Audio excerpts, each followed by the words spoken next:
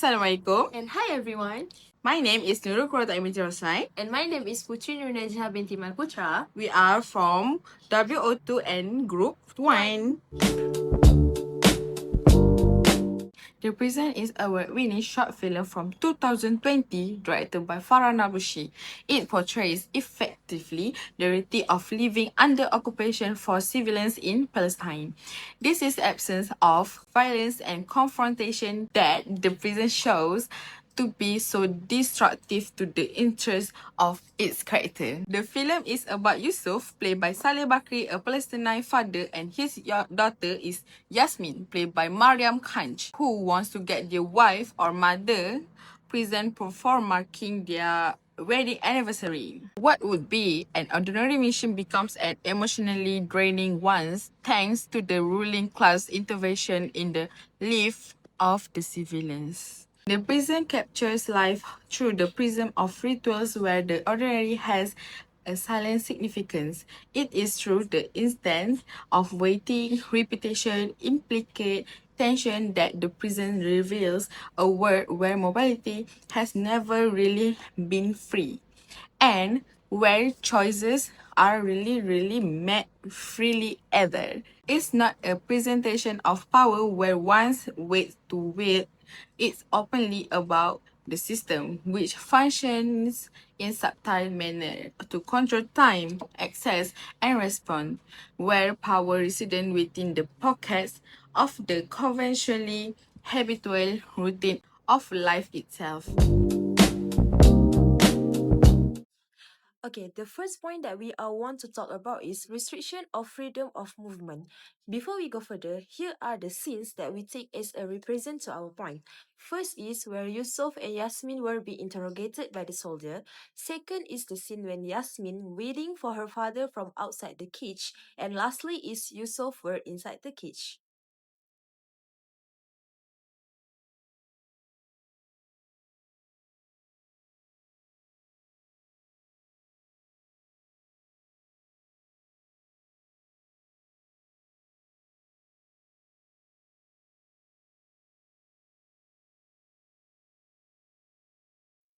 One of the key ways the prison shows indiscriminate treatment is through the restriction of civilians' freedom of movement under military control.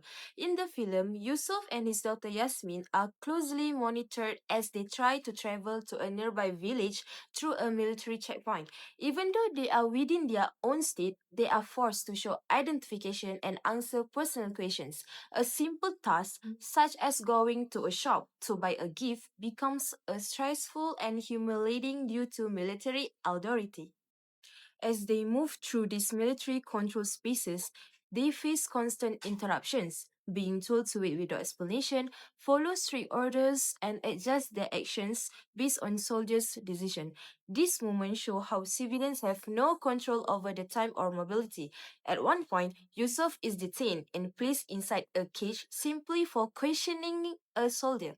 Despite calmly explaining that he only wants to go to the shop, the soldier continues to provoke him and even threatens him with a gun, highlighting the extreme imbalance of power. This scene demonstrated how the military exercises control without accountability, while civilians are expected to remain silent and obedient. Time itself becomes a weapon, forcing civilians to wait endlessly and endure emotional strain. Nabulshi reinforces these ideas through cinematography using long takes, tight framing, and minimal dialogue.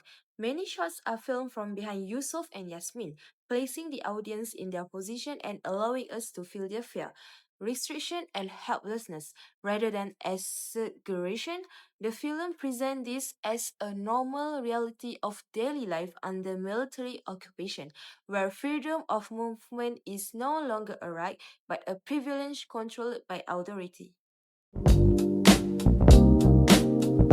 Economic control and disruption of civilian life.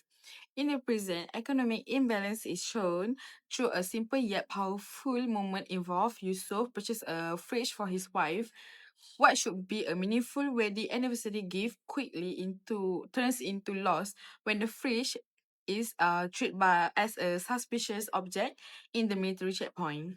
This moment illustrates how military power extends beyond restricting physical movement and deeply interfere with civilians' economy and personal life. The fridge, a symbol of comfort and family stability, becomes a source of control and humiliation. Its scissor represents more than property loss.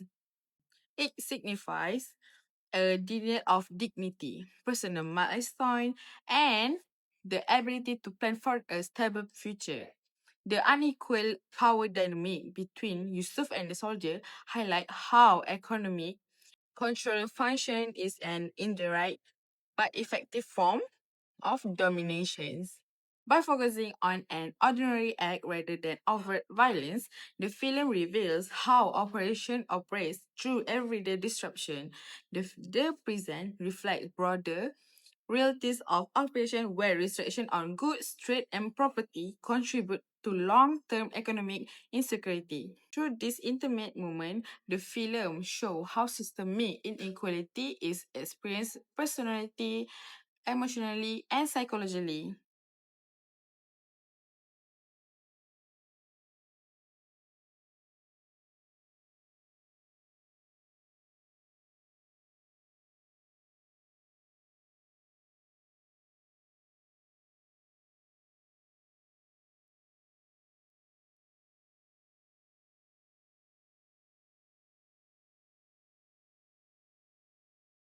This one. Beyond physical and economic inequality, the present powerfully reveals unequal treatment through psychological surveillance and emotional control under military occupation. Throughout the film, Yusuf appears conscious and emotionally tense whenever he interacts with soldiers. His body language and limited speech suggest a constant awareness of being watched, reflecting the psychological pressure civilians face under continuous surveillance. Yusuf's daughter Yasmin highlights the depth of this psychological impact. Although she remains mostly silent, her watchful presence shows how fear and anxiety are absorbed by children growing up in such environments. The film suggests that psychological inequality is passed down across generations, shaping how children understand authority, danger, and restriction from a very young age.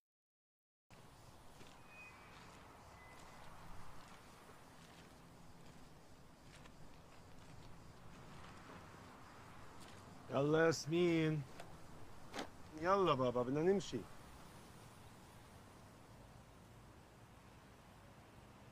شو صار؟ حبيبة قلبي ماما. آسف بابا آسف ما انتبهتش. بس في كتير بابا، بس ما قدرت أتحمل. حبيبتي بابا حبيبتي ليه ما حكيتي لي من قبل حبيبتي؟ خلص بابا ما كان بإيدي. The Present is a powerful documentary that highlights inequality between the military and civilians through subtle, realistic moments rather than overt violence. By focusing on restrict movement, economic control, and physical pressure, the film shows how military domains permeate everyday civilians' life. And Yasmin's experience, the documentary reveals how systematic inequality is maintained through routine practice that quickly strip civilians of dignity and agency. Ultimately, the prison offers the effective critique of occupations by showing that inequality is felt most deeply not in moment of open conflict, but in the ordinary distribution of daily life. And that's all from us. Thank you. Bye.